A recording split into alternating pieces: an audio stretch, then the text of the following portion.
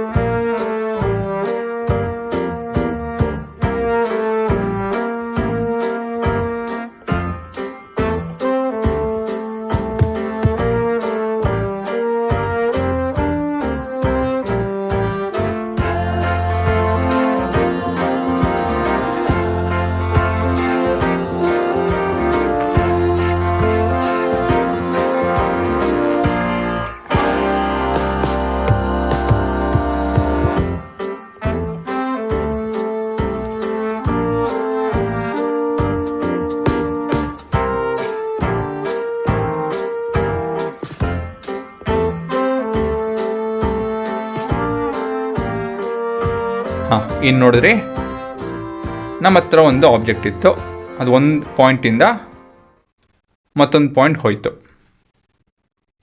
ಹೇಳಬೇಕು ಅಂತ ಹೇಳಿದ್ರೆ ಈ ಪಾತಲ್ಲಿ ಹೋಯ್ತು, ಈ ದಾರಿಯಲ್ಲಿ ಹೋಯ್ತು.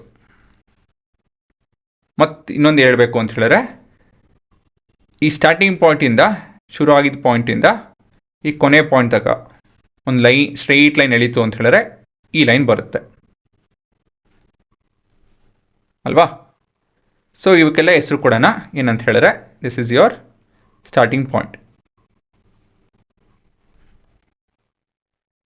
ಇದನ್ನು ಬೇಕಾದ್ರೆ ರೆಫರೆನ್ಸ್ ಪಾಯಿಂಟ್ ಇಲ್ಲಾಂದರೆ ಒರಿಜಿನ್ ಪಾಯಿಂಟ್ ಅಂತ ಹೇಳಿ ಕನ್ಸಿಡರ್ ಮಾಡ್ಬೋದು.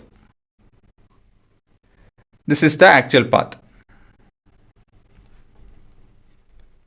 ಇದು ನಿಮ್ಮ ಎಂಡಿಂಗ್ ಪಾಯಿಂಟ್, ಇದು ನಿಮ್ಮ ಆಬ್ಜೆಕ್ಟ್ ಅಲ್ವಾ? ಇದು ನಿಮ್ಮ ಎಂಡಿಂಗ್ ಪಾಯಿಂಟ್.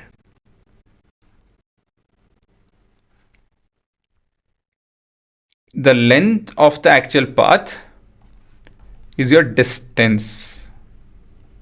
ಈ ಆಕ್ಚುಯಲ್ ಪಾತ್ ಇದೆಯಲ್ಲ ಅದು ನಿಮ್ಮ distance.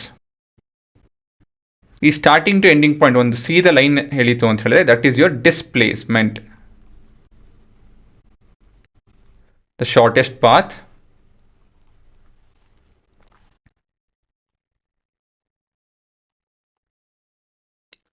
From the start to the end is your displacement. ಇಲ್ಲಿಂದ ಇಲ್ಲಿಗೆ ಒಂದು ಸೀದ ಲೈನ್ ಎಳೀತು ಅಂತ ಹೇಳಿದ್ರೆ ಅದು ನಿಮ್ಮ ಶಾರ್ಟೆಸ್ಟ್ ಪಾತ್ ಆಗುತ್ತೆ, ಅದೇ ನಿಮ್ಮ ಡಿಸ್ಪ್ಲೇಸ್ಮೆಂಟ್. ಇವಾಗ ಇದನ್ನು ಡಿಫೈನ್ ಮಾಡೋಣ. Defining displacement: the shortest distance or path measured from the initial to the final position of an object is displacement. ಅದೇ ಡಿಸ್ಟೆನ್ಸ್ ಡಿಫೈನ್ ಮಾಡಬೇಕು ಅಂತ ಹೇಳಿದ್ರೆ the total path traveled by the object is your distance. ಎರಡನೇ point, displacement is a vector quantity ಅಂತ ಹೇಳಿದ್ರೆ displacement should have direction and magnitude while distance is a scalar quantity. Example, ಈ ಗೊಂಬೆ ಹತ್ತಲ ಒಂದು 100 centimetre ಹೋಯ್ತು ಅಂತ ತಿಳ್ಕೊಳ್ಳೋಣ. ಇದು ಪ್ಯೂರ್ಲಿ ಸ್ಕೇಲರ್ ಕ್ವಾಂಟಿಟಿ, ಹಾಗಾಗಿ ಇದು distance is an example of distance ಅಲ್ವಾ? ಅದೇ ನಾನು 100 ಸೆಂಟಿಮೀಟರು ನಾರ್ತ್ ಈಸ್ಟ್ ಡೈರೆಕ್ಷನಲ್ಲಿ ಹೋಯಿತು ಅಂತ ಹೇಳಿದಾಗ 100 ಸೆಂಟಿಮೀಟರು ಅಲ್ಲ, ಒಂದು 70 ಸೆಂಟಿಮೀಟರ್ ನಾರ್ತ್ ಈಸ್ಟ್ ಡೈರೆಕ್ಷನಲ್ಲಿ ಹೋಯಿತು ಅಂತ ಹೇಳಿದ್ರೆ ದಿಸ್ ಈಸ್ ಯುವರ್ ಡಿಸ್ಪ್ಲೇಸ್ಮೆಂಟ್ ಅಲ್ವಾ? ಇದು ಒಂದು 100 ಸೆಂಟಿಮೀಟರ್ ಇರ್ಬೋದು, ಆ ಲೆಕ್ಕದಲ್ಲಿ ಇದು 100ಕ್ಕಿಂತ ಕಮ್ಮಿ ಇರಬೇಕು, ಒಂದು 70 ಅಂತ ಹೇಳ್ಬೋದು ನಾವು. 70 centimetre from the starting to the ending point is your displacement. ಯಾಕಂತ ಹೇಳಿದ್ರೆ ಇಲ್ಲಿ ಮ್ಯಾಗ್ನಿಟ್ಯೂಡ್ ಮತ್ತು ಡೈರೆಕ್ಷನ್ ಎರಡೂ ಇದೆ. ಇದು ನಿಮ್ಮ ಮ್ಯಾಗ್ನಿಟ್ಯೂಡು, ಇದು ನಿಮ್ಮ direction. So this becomes a displacement. ಬರೀ 100 ಸೆಂಟಿಮೀಟರ್ ಅಂತ ಹೇಳಿ ಮಾತಾಡಿದ್ರೆ ದಟ್ ಈಸ್ ಯುವರ್ ಡಿಸ್ಟೆನ್ಸ್. ಇನ್ನೊಂದು ವ್ಯತ್ಯಾಸ ಏನು ಅಂತ ಹೇಳಿದ್ರೆ displacement can be 0 a negative value or a positive value, while distance can be 0 or positive. Displacement 0 ಆಗ್ಬೋದು, ನೆಗೆಟಿವ್ ಕೂಡ ಆಗ್ಬೋದು, ಪಾಸಿಟಿವ್ ಕೂಡ ಆಗ್ಬೋದು. ನಾವು ನೆಗೆಟಿವ್ ಬಗ್ಗೆ ನೋಡಲ್ಲ, ಇಲ್ಲಿ ನಿಮ್ಮ ಇದರಲ್ಲಿ ಅಷ್ಟು ನೋಡೋದಕ್ಕೆ ಹೋಗಲ್ಲ. 0 ಮತ್ತು ಪಾಸಿಟಿವ್ ವ್ಯಾಲ್ಯೂಸ್ ನೋಡ್ತೀವಿ. Distance can be 0 if not positive. ಮತ್ತೊಂದು ವ್ಯತ್ಯಾಸ ಹೇಳ್ತೀನಿ, ಇದು ಎಕ್ಸ್ಟೆನ್ಷನ್ ಆ್ಯಕ್ಚುಲಿ. ಇದು ಏನಂತ ಹೇಳಿದ್ರೆ, ಡಿಸ್ಟೆನ್ಸ್ ಕೆನಾಟ್ ರೆಡ್ಯೂಸ್.